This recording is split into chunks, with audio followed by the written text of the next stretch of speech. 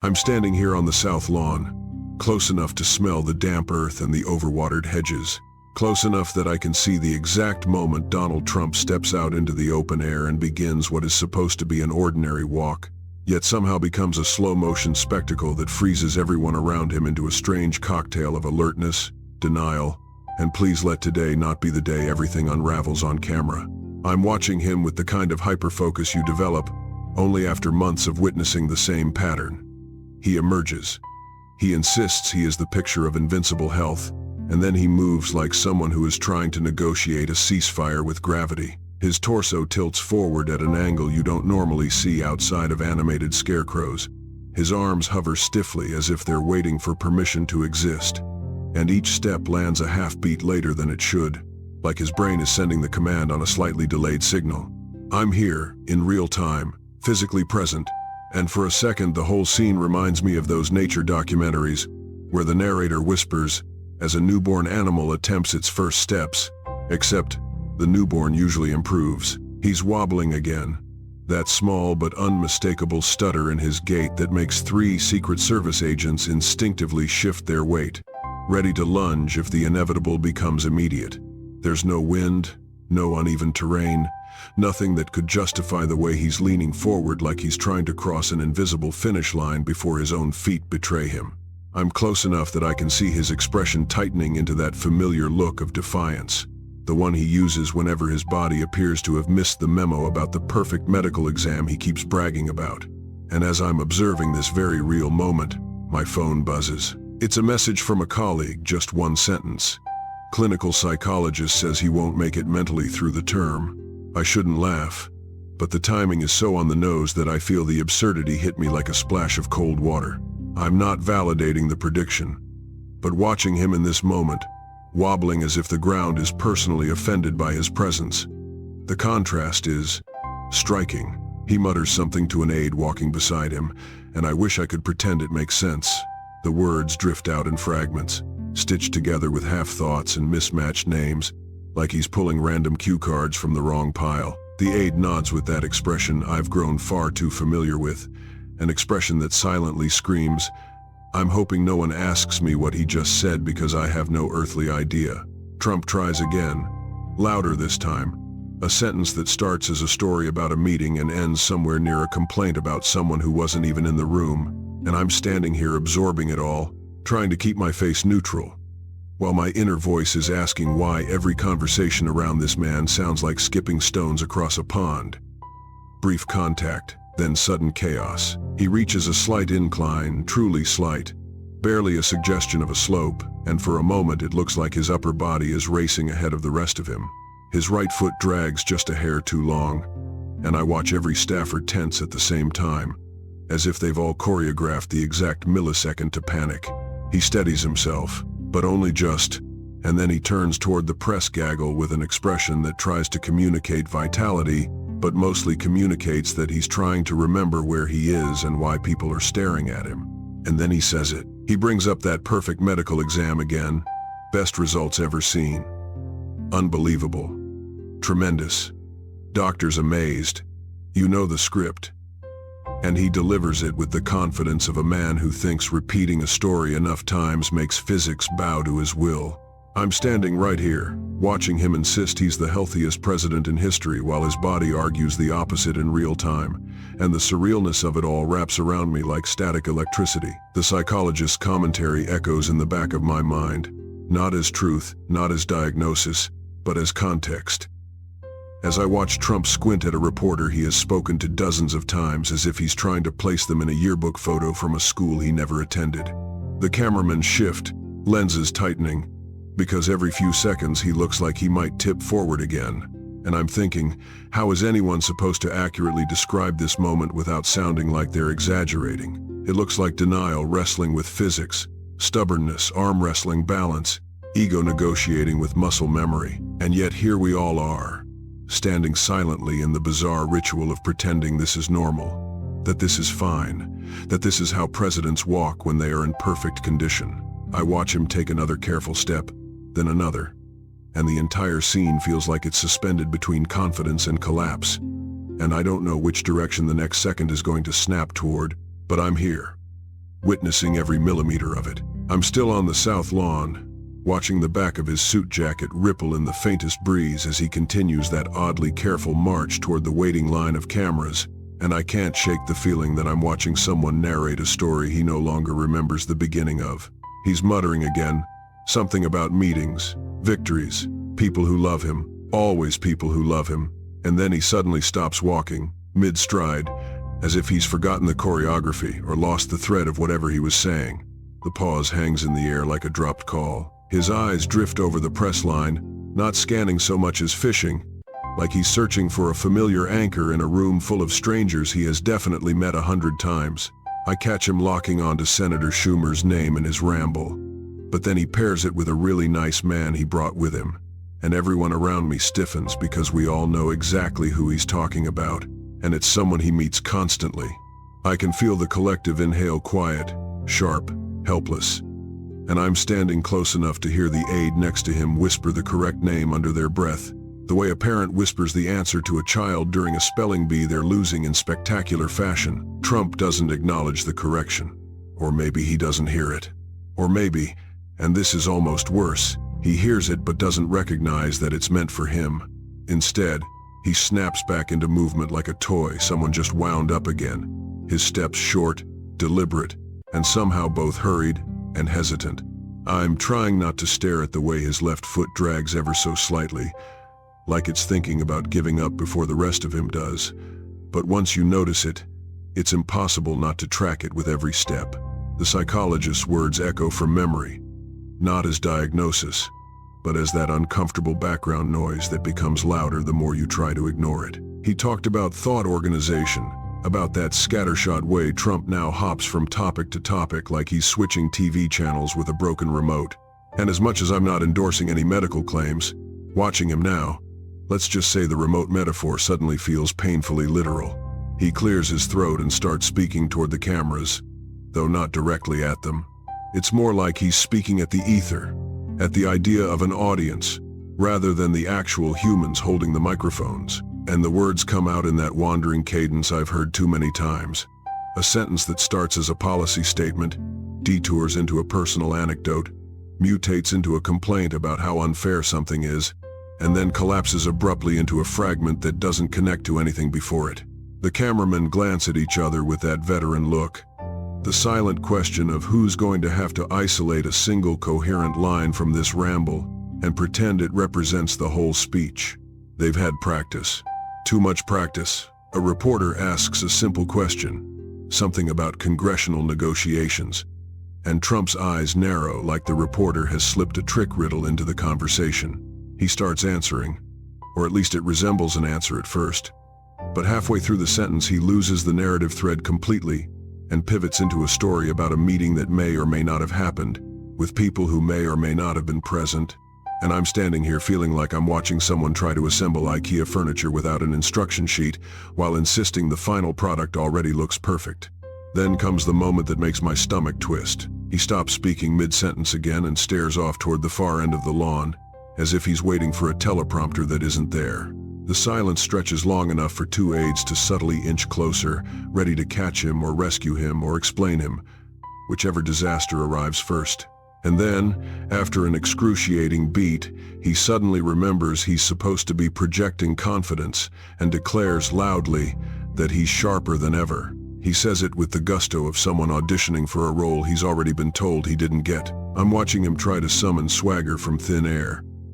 But swagger is hard to fake when half your body looks like it's negotiating each step through bureaucratic channels. He starts walking again, but the tilt is worse now, more pronounced. Like he's being pulled forward by some invisible force he's pretending not to fight. His foot drags again, longer this time, and a murmur ripples through the staffers behind me. The kind of murmur people make when they're calculating plausible excuses in real time. But he keeps going, determined, insistent, powered entirely by ego or muscle memory or sheer refusal to acknowledge the optics. And I'm here, watching every step, every wobble, every split second where it looks like his balance might betray him. And I'm thinking, not about diagnoses, not about predictions, but about the unmistakable tension of a man trying to outrun the very things catching up to him in front of all of us. And then, just as he reaches the edge of the gaggle, he opens his mouth to speak again. And I brace myself because I can already hear the sentence derailing before it even begins. He opens his mouth, and immediately I can tell the sentence is taking a nosedive before it even achieves liftoff. The way his eyes dart toward the cluster of microphones like he's trying to remember whether he's supposed to give a speech, start a negotiation, or order lunch. The first few words come out in a jumble, something about success, something about people being very impressed, something about meetings that went incredibly well, the best, unbelievable. All delivered with that almost triumphant tone that doesn't match the content, rhythm, or, frankly, the coherence of what's coming out of his mouth. I'm standing here watching a man who is supposed to be projecting authority and clarity, yet he's weaving sentences like someone trying to knit with oven mitts on, and the whole thing feels like it's happening in slow motion. A reporter tries again with a follow-up question, maybe thinking a more precise prompt will guide him, but it only makes things worse. Trump squints, leans forward, too far forward, and for a split second I swear gravity is flipping a coin to decide whether to intervene. He catches himself, but the recovery isn't smooth. It's that awkward stumble, catch, straighten sequence people do when they trip over nothing and then pretend it never happened. He launches into another story, one he's definitely told before, but this version has new gaps, new detours, and new invented transitions that feel like he's flipping through mental pages out of order. He describes a meeting, but the timeline collapses midway through, and he starts mixing up two entirely different events, as if they're happening simultaneously. I glance around and see staffers doing their best impression of statues. No blinking, no shifting, no reacting, because reacting would mean acknowledging the unraveling narrative, and acknowledging the unraveling narrative would mean dealing with the consequences of it. Trump keeps going, talking faster now, as if speed will mask the disorganization, and every few seconds he drops a mispronounced name or an invented word that lands with a dull thud in the air. One of the cameramen quietly exhales, the kind of heavy breath that says, "I'm going to be scrubbing through this footage for hours trying to find a usable 10 seconds. Then comes a moment I can only describe as cinematic, but not the flattering kind. He stops again, mid-thought, mid-syllable, mid-everything, and looks around like the world has suddenly gone slightly out of focus. His gaze drifts over the press, the staff, the distant columns of the building, as if he's looking for a missing thought that ran away without telling him where it was going. The silence stretches long enough that I see two aides exchange a look, the kind of look that's half panic, half resignation, the silent agreement that someone will need to step in if he doesn't snap back soon. But then he does come back, abruptly, like someone flipped a switch. He resumes talking with forced enthusiasm, but the tone doesn't match the content. He's praising himself while describing something that clearly didn't go well, and the disconnect is so blatant that even the most seasoned reporters look briefly stunned. He starts walking again, moving toward the driveway, and I follow alongside the press pack as we shift our formation, staying close enough to hear but far enough to keep out of the potential blast radius if his balance decides to take a personal day. His steps are shorter now, almost shuffled, and I can see that forward-tilting posture growing more exaggerated with each footfall. Every few paces, he drags that left foot again, subtle but undeniable, and the scraping sound it makes against the pavement is soft, yet unmistakable, like a quiet reminder of something he refuses to acknowledge. He tries to gesture mid-sentence, lifting one hand to emphasize a point, but the gesture stalls halfway, like the intention made it through, but the execution got stuck in transit. He pushes through anyway, waving vaguely in the air before dropping his hand back to his side with a stiffness that's impossible to ignore up close. A reporter asks him about foreign policy, a question he should be able to answer with routine talking points. But instead he veers into something else entirely, a tangent about crowd sizes, about people lining up to see him, about how everyone tells him he's doing better than ever. And there's this moment, microscopic but real, where I see genuine confusion flicker across his face, just for a heartbeat, before he covers it with bluster. He blames someone unnamed, always unnamed, for misrepresenting something he said, and then he pivots again without finishing the accusation, his sentence snapping off mid-branch like a dead twig. I'm walking beside this whole unraveling performance, watching the staffers brace themselves for the next verbal swerve. And it hits me that the tension isn't coming from what he's saying, but from what he might say next, from the unpredictability hanging over every syllable. He reaches the edge of the path, hesitates like he's forgotten where he's supposed to turn, and then commits to a direction that even the Secret Service isn't expecting, prompting a chaotic half-second where they all shift to block and re-block around him. He doesn't seem to notice. He's still talking, still rambling, still inserting himself into stories that don't track and praising accomplishments that don't align with the details he's describing. And as I watch him shuffle forward, his body leaning like a tower with an uneven foundation, I get the sense that I'm witnessing something slipping slowly, publicly, undeniably, yet wrapped in layers of bravado, thick enough to make him believe no one else sees it. And just as I'm absorbing that realization, he turns again toward the microphones, mouth open, ready to launch into yet another answer that I can already feel veering off the rails. He's launching into the next answer with all the confidence of a man who hasn't noticed that every single person around him has gone into that silent, "Dear God, please let this sentence have a beginning, middle, and end" prayer stance. And the first words out of his mouth are already colliding with each other like they're trying to escape.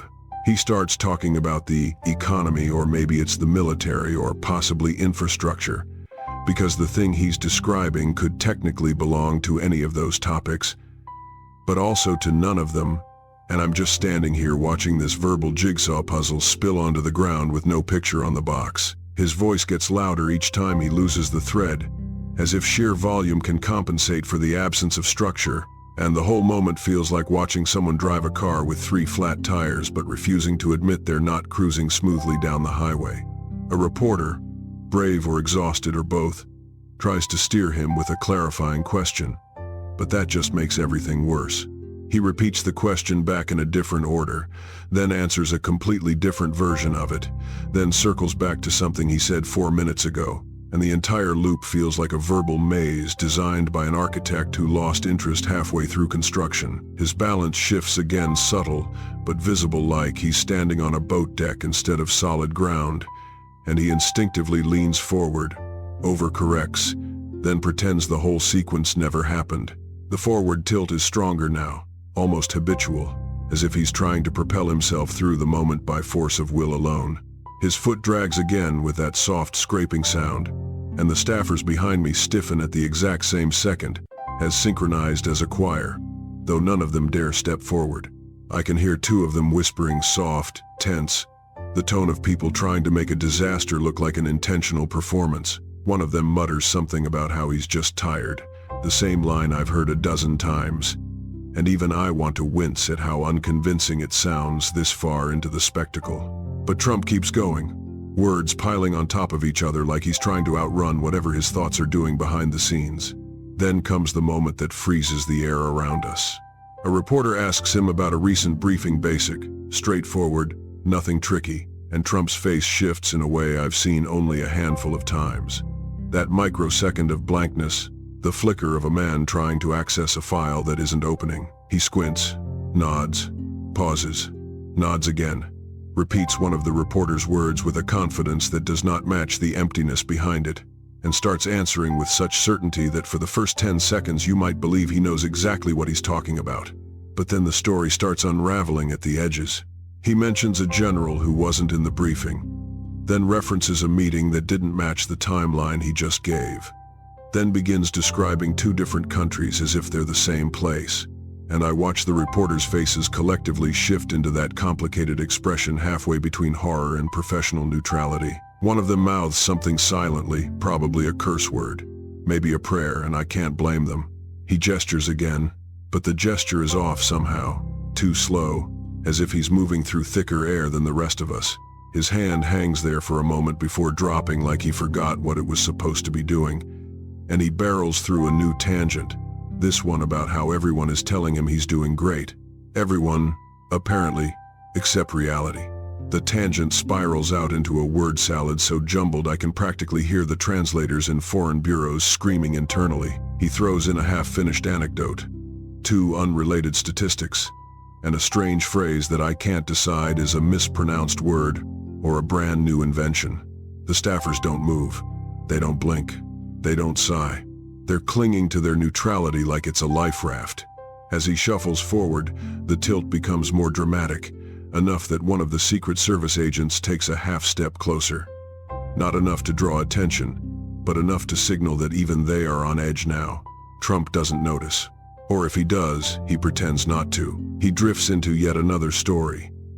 This one hinging on a memory of a conversation that sounds suspiciously like 3 different conversations fused into one.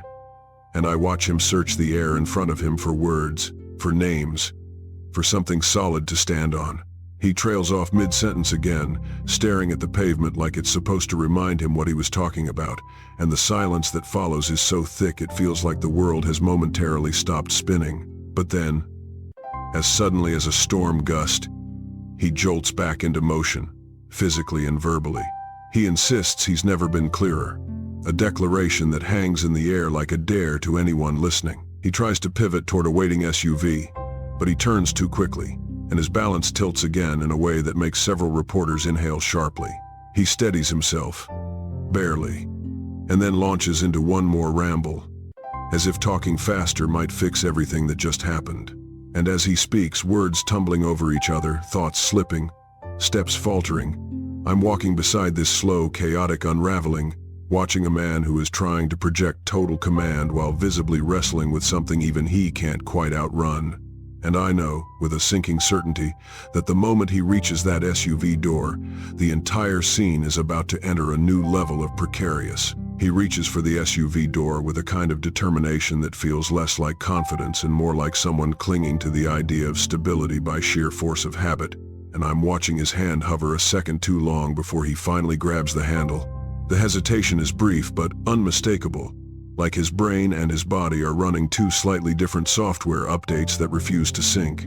The agents tense subtly, professionally, but undeniably, as if they're prepared for the possibility that the simple act of lowering himself into a vehicle could turn into an unplanned group activity. But he manages it, barely. There's a second where his balance tilts forward too sharply, and one agent reaches out, not touching him, but close enough to catch him if the laws of gravity decide to stage a surprise intervention. Trump settles into the seat with a stiffness he tries to mask by adjusting his jacket and giving a half-hearted wave toward no one in particular. He's still talking, though the door isn't even fully closed yet.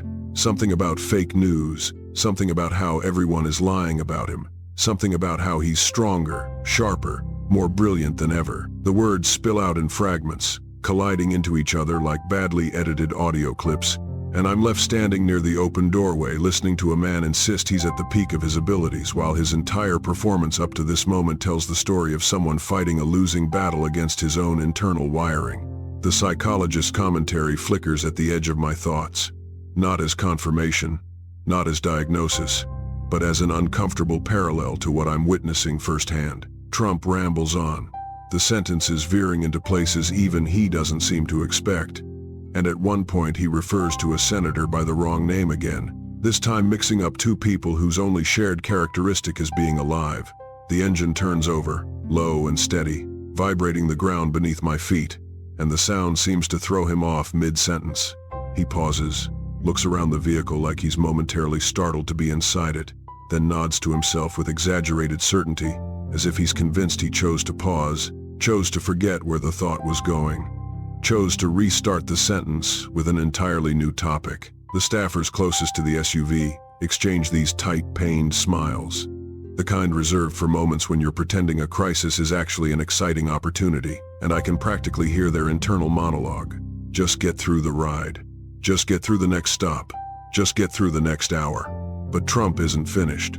He leans forward in the seat, waving a hand in the air as if conducting an orchestra only he can hear, and launches into a monologue about people who are very impressed with him, always unnamed, always plentiful, always conveniently unwavering in their admiration. He hops from praise to grievance, to praise again, each emotional pivot sharper and more jarring than the last, and I'm left standing there trying to follow a narrative that moves like a laser pointer in the hands of an overexcited toddler.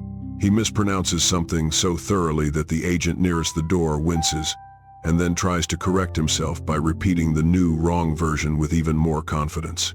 The psychologist's term for those moments darts through my mind. not as a declaration, but as an eerily fitting descriptor for what I'm hearing in real time. The door finally swings shut, muffling his voice to a distant, disjointed hum. But even through the glass I can see his mouth moving, words spilling out into the confined space. Like a faucet no one has figured out how to turn off. The SUV idles, waiting for the full motorcade to align, and I catch one more glimpse of him through the tinted window. He's still talking, still gesturing, still leaning forward with that unmistakable tilt, like the weight of his own urgency is pulling him toward the dashboard. His eyes dart from side to side, not focused on anyone in particular, just scanning the inside of the car like he's trying to piece together a thought he misplaced somewhere between the driveway and the seat cushion. The agents give the signal, and the SUV begins rolling forward, slowly at first, then merging into the full convoy. And I'm standing there on the pavement, watching the entire procession glide away with the eerie, choreographed precision that only contrasts more painfully with the chaos happening inside the lead car. The reporters behind me exhale in a collective release of tension we all pretended we weren't feeling, and a few exchange glances, the kind that say everything without a single word spoken, because we all saw it, we all heard it. We all felt that creeping sense of unpredictability trailing behind him like a shadow he refuses to acknowledge. As the final vehicle disappears around the bend, I'm left staring at the empty space it occupied moments earlier, the echo of his disjointed monologue still rattling in my mind, not as medical evidence, not as prophecy, but as the lived, witnessed moment of a man projecting invincibility while every observable detail suggests he's wrestling with thoughts that refuse to stay in line. And as I stand there, still absorbing the surreal mix of bravado and fragility that just unfolded in front of me, I can't shake the feeling that what comes next, whatever form it takes, is already gathering just beyond the edge of the horizon, waiting for the next stage to begin.